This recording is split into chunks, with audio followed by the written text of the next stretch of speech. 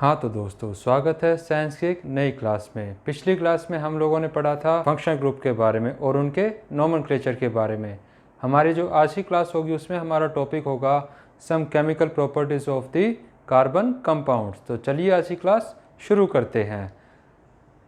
बेटा, जो आज का हमारा टॉपिक रहेगा वो है chemical properties of carbon compounds. इसमें हम सबसे पहली प्रॉपर्टी पढ़ेंगे कंबशन। हमारी जो पहली प्रॉपर्टी है बेटा वो होगी कंबशन। इसको पढ़ने से पहले हम कुछ रिएक्शंस देख लेते हैं। बेटा, ये रिएक्शन सबने पढ़ी होगी। C+O2 क्या बनता है? CO2 gas plus heat and light. अब यहाँ पे C क्या है बेटा? C होता है हमारा कार्बन। जब हम इसको बर्न करते हैं तो बेटा ये प्रोडक्ट्स क्या बनाता है? ये बनाएगा CO2 गैस और साथ में हीट निकलती है बेटा और लाइट। ये रिएक्शन सबने पढ़ी है।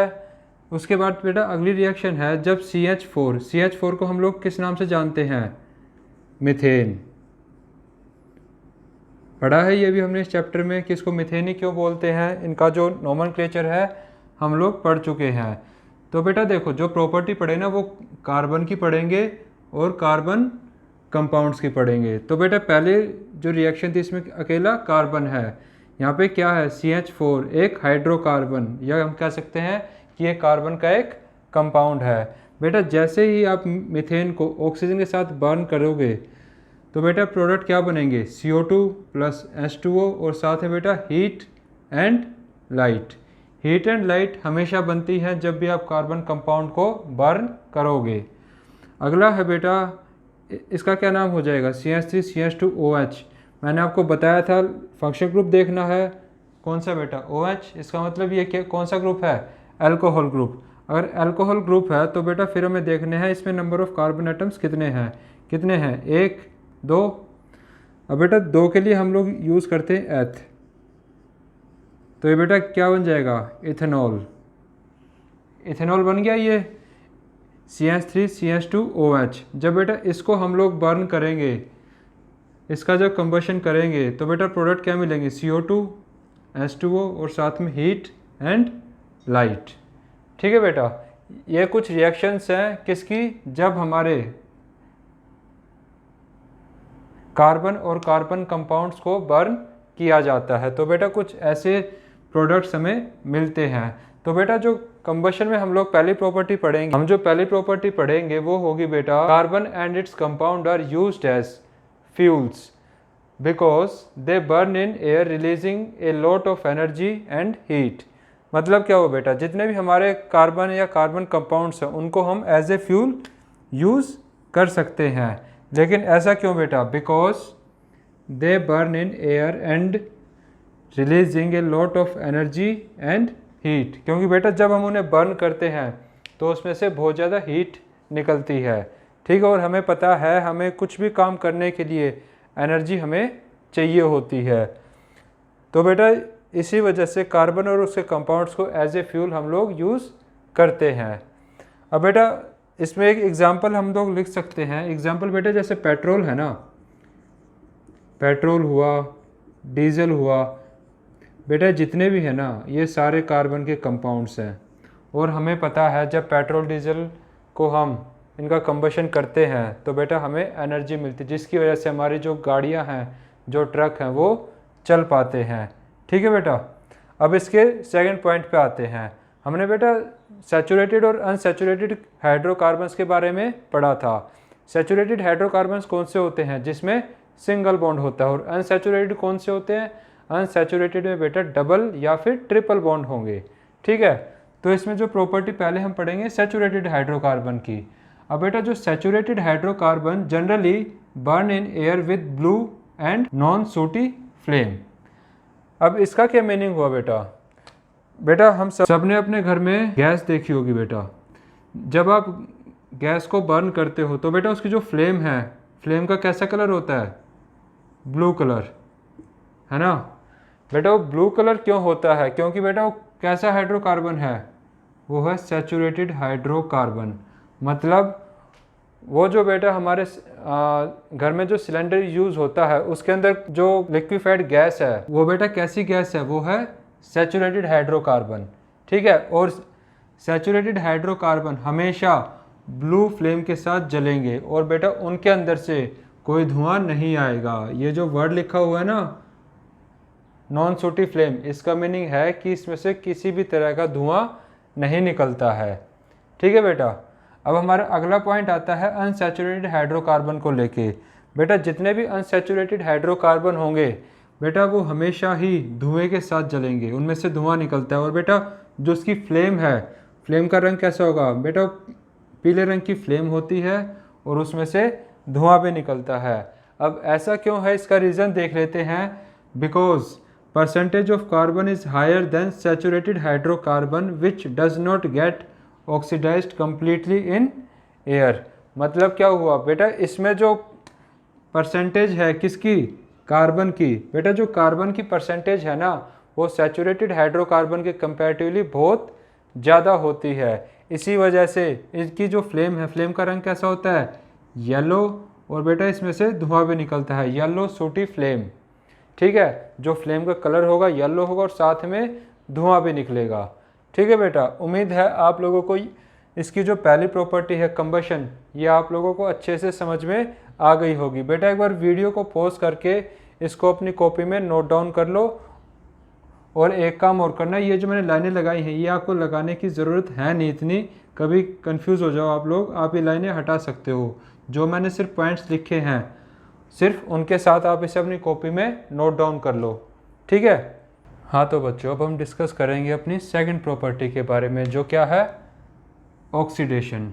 अब बेटा ऑक्सीडेशन हम लोगों ने पहले चैप्टर में पढ़ा था। ऑक्सीडेशन से आप लोग क्या समझते हो बेटा, ऑक्सीडेशन का मतलब होता है addition of oxygen in the reactant, ठीक है। तो बेटा अब देखते हैं कार्बन कंपाउंड्स में ऑक्सीडेशन की क्या वैल्यू है, ठीक है। अब बेटा जो ऑक्सीडेशन हम कार्बन कंपाउंड्स में यूज़ करते हैं उसका सबसे मेन यूज़ है कि बेटा हम जो अल्कोहल ग्रुप है, alcohols can be converted into carboxylic acid, ठीक है बेटा। जो सबसे मोस्ट इम्पोर्टेंट यूज़ है वो ये है कि जितने हमारे अल्कोहल ग्रुप हैं, जो हमारा फंक्शनल ग्रुप था अल्कोहल, उसको किस में कन्वर्ट करने के लिए, कार्बोक्सिलिक एसिड में। तो बेटा कैसे कन्वर्ट होगा, in presence of oxidising agents like KMnO4। बेटा इसका यह फॉर्मूला आपको याद रखना और इसका नाम भी याद रखना है। इसका नाम होता है बेटा पोटेशियम परमैंगनेट, ठीक है। ये ऑक्सीडाइजिंग एजेंट्स है बेटा, इनका यूज़ कहाँ पे होता है, जब हमें अल्कोहल को किस में कन्वर्ट करना हो, कार्बोक्सिलिक एसिड में, ठीक है। एक तो हो गया बेटा KMnO4, या फिर एक ऑक्सीडाइजिंग एजेंट और यूज़ कर सकते हैं इसका नाम है एसिडिक पोटेशियम डाइक्रोमेट, ठीक है। एसिडिक पोटेशियम डाइक्रोमेट बेटा ये सेकंड ऑक्सीडाइजिंग एजेंट है जो हम KMnO4 की जगह पे यूज़ कर सकते हैं। इसका फॉर्मूला है बेटा ये K2Cr2O7, ठीक है। अब एक बार रिएक्शन में देखिए, रिएक्शन में कैसे क्या होता है बेटा। हम एग्जाम्पल के ले रहे हैं इथेनॉल। इथेनॉल का फॉर्मूला क्या होगा, CH3CH2OH, ठीक है। अल्कोहल ग्रुप है, इसी वजह से कैसे लिखा है पीछे OH, ठीक है। अब बेटा जैसे ही आप इसमें ऑक्सीडाइजिंग एजेंट डालोगे, या तो आप डालोगे KMnO4 या फिर आप डालोगे K2Cr2O7। एक चीज़ और याद रखना, K2Cr2O7 का कलर कैसा होता है, ऑरेंज कलर का होता है बेटा ये, ठीक है। जैसे ही आप इथेनॉल में KMnO4 डालोगे, K2Cr2O7 डालोगे, तो ये बेटा किस में कन्वर्ट हो जाएगा, ये हो जाएगा इथेनोइक एसिड में कन्वर्ट। या फिर हम लोग कह सकते हैं कौन से फंक्शनल ग्रुप में, ये हो गया बेटा कार्बोक्सिलिक में, कार्बोक्सिलिक एसिड वाले ग्रुप में बेटा ये चेंज हो गया, किससे कन्वर्ट हुआ, alcohol to carboxylic acid group में, ठीक है बेटा। हुआ कैसे, by the help of oxidising agent. Oxidising agent कौन से लिए बेटा, एक तो लिया KMnO4, इसका नाम क्या है, इसका नाम है पोटेशियम परमैंगनेट। दूसरा क्या लिया बेटा, K2Cr2O7, इसका क्या नाम है, पोटेशियम डाइक्रोमेट।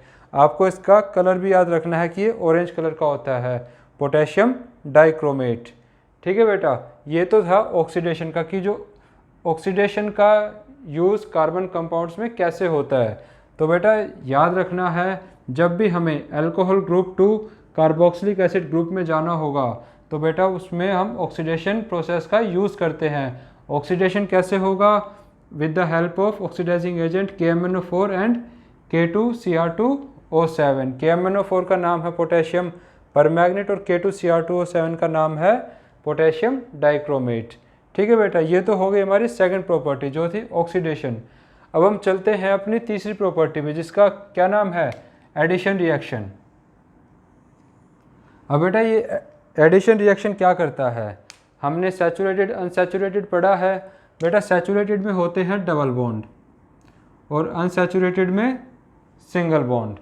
ठीक है। अब बेटा ये जो डबल बॉन्ड से सिंगल बॉन्ड में जाने का जो प्रोसेस है वो बेटा किसके थ्रू होता है? वो होता है हमारा एडिशन रिएक्शन से। ठीक है। अब इसको समझते हैं इसमें कैसे होता है। बेटा जितने भी हमारे, एक बार डेफिनेशन पढ़ लेते हैं। Unsaturated hydrocarbon add hydrogen in the presence of catalyst. Catalyst कौन से होंगे? पैलेडियम और निकल। या तो हम पैलेडियम की प्रेजेंस में हाइड्रोजन ऐड करेंगे या फिर निकल की। मतलब क्या है बेटा, देखो जैसे ये यहाँ पे डबल बॉन्ड है, ये बेटा जो मैं लिख रहा हूँ कैपिटल R, इसका मतलब ये है कि ये चेन कितनी भी लंबी हो सकती है, जरूरी नहीं यहाँ पे हाइड्रोजन हो। ऐसे लिख लेता हूँ RR। ठीक है। जैसे ही आप इसमें हाइड्रोजन ऐड करोगे तो बेटा ये सिंगल बॉन्ड में कन्वर्ट हो गए, 2 हाइड्रोजन यहाँ आ जाएंगे और बाकी जो R थे वो एज इट इज़ रहेंगे। ठीक है। लेकिन ये हाइड्रोजन किसकी प्रेजेंस में ऐड होती है? In the presence of catalyst. और कैटलिस्ट क्या लेने हमें? एक तो है बेटा पैलेडियम और दूसरा कौन सा है? निकल। इन दोनों में से कोई एक तो प्रेजेंट होना चाहिए रिएक्शन में। ठीक है। अब बेटा इसका यूज़ कहाँ होता है? इसका यूज़ होता है बेटा जितने भी वेजिटेबल ऑयल्स हैं, सबके घर में वेजिटेबल ऑयल यूज़ होता है कुकिंग के लिए। तो बेटा vegetable oil are converted into vegetable ghee using this process. This process is called as hydrogenation of vegetable oils. बेटा ये नाम याद रखना है, हाइड्रोजिनेशन। हाइड्रोजिनेशन इस प्रोसेस को बोलते हैं क्योंकि इसमें क्या हो रहा है? Addition of hydrogen. ठीक है बेटा। अब देखो वेजिटेबल ऑयल को वेजिटेबल घी में कन्वर्ट ऐसे ही किया जाता है by with the help of addition reaction. जितने भी हमारे वेजिटेबल ऑयल्स होंगे बेटा वो अनसैचुरेटेड होते हैं, वो अनसैचुरेटेड ऑयल्स हैं। अनसैचुरेटेड का क्या मतलब हुआ? कि इनमें कार्बन कार्बन के बीच में क्या है? डबल बॉन्ड है। अब बेटा देखो जो एग्जांपल मैं यहाँ ले रहा था एक बार यहाँ पे देखते हैं। मैंने आपको क्या बताया था, ये जो कैपिटल R मैंने यूज़ किया है इसका मतलब बेटा कि हमें नहीं पता चेन कितनी बड़ी है, तो हमने सारी चेन को छोटा करके एक R लिख लिया। ऐसे ही जो कार्बन के हर एक बॉन्ड थे उसमें R के साथ उसे अटैच कर दे, क्योंकि हमें नहीं पता इसकी एक्सटेंशन कहाँ तक गई हुई है। अब बेटा हमने ऐड क्या करना है? हाइड्रोजन, क्योंकि एक एडिशन रिएक्शन है तो हमें हाइड्रोजन ऐड करना है। किसकी प्रेजेंस में? या तो बेटा यहाँ पे निकल हो, निकल का सिंबल Ni, या फिर क्या हो? पैलेडियम। पैलेडियम का सिंबल है Pd। अब बेटा इन दोनों में से कोई एक प्रेजेंट होगा और उसमें हाइड्रोजन जब ऐड करेंगे तो बेटा ये देखो जो सिंगल बॉन्ड था, सिंगल बॉन्ड कन्वर्ट हो गया, जो डबल बॉन्ड है, डबल बॉन्ड तो कन्वर्ट हो गया सिंगल बॉन्ड में। और देखो जितने भी कैपिटल R थे वो एज इट इज़ लिखे हुए हैं। एडिशन क्या हुआ बेटा? डबल बॉन्ड सिंगल बॉन्ड में कन्वर्ट हो गए, जो एक एक बॉन्ड कार्बन का फ्री हुआ उसके साथ अटैच हो गई हाइड्रोजन। ठीक है। तो बेटा ये था एडिशन रिएक्शन। अब बेटा इसमें एक वर्ड यूज़ हुआ है कैटलिस्ट। अब ये कैटलिस्ट क्या होते हैं? कैटलिस्ट की जो डेफिनेशन है वो मैंने यहाँ पे लिखी हुई है, आप लोग भी अपनी कॉपी में लिख लेना ताकि आगे कंफ्यूज ना हो कि कैटलिस्ट क्या होते हैं। अब एक बार कैटलिस्ट को जान लेते हैं। बेटा catalyst are the substances that cause a reaction to occur और proceed at different rate without affecting the reaction itself being attached. मतलब क्या हुआ बेटा? जो कैटलिस्ट है वो किसी भी रिएक्शन की स्पीड को मेंटेन करता है कि वो जो रिएक्शन होना है वो किस स्पीड से होगा, वो उसको मेंटेन करता है। और बेटा जो ये कैटलिस्ट है, जो रिएक्शन होने लग रही है बेशक उसमें साथ में है लेकिन रिएक्शन पे कुछ भी इफ़ेक्ट नहीं करता है। तो एक सिंपल सी जो डेफिनेशन है वो ये है catalyst are the substances that cause a reaction to occur proceed at different rate. मतलब कोई भी रिएक्शन हो अगर उसमें हम कैटलिस्ट यूज़ करते हैं तो बेटा कैटलिस्ट जो है रिएक्शन की स्पीड को कंट्रोल करते हैं कि वो रिएक्शन किस स्पीड से होगी, वो स्पीड से होगी या धीरे धीरे होगी, वो डिपेंड करता है बेटा कैटलिस्ट पे। ठीक है, उम्मीद है आप लोगों को समझ में आ गया होगा एडिशन रिएक्शन के बारे में।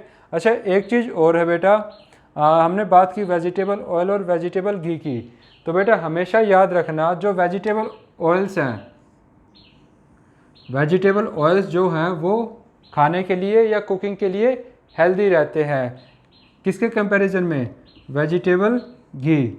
हम कह सकते हैं जितने बेटा अनसैचुरेटेड वेजिटेबल ऑयल्स होते हैं वो खाने के लिए हेल्दी होते हैं, बल्कि जो वेजिटेबल घी हैं वो हमारी हेल्थ के लिए इतने हेल्दी नहीं होते।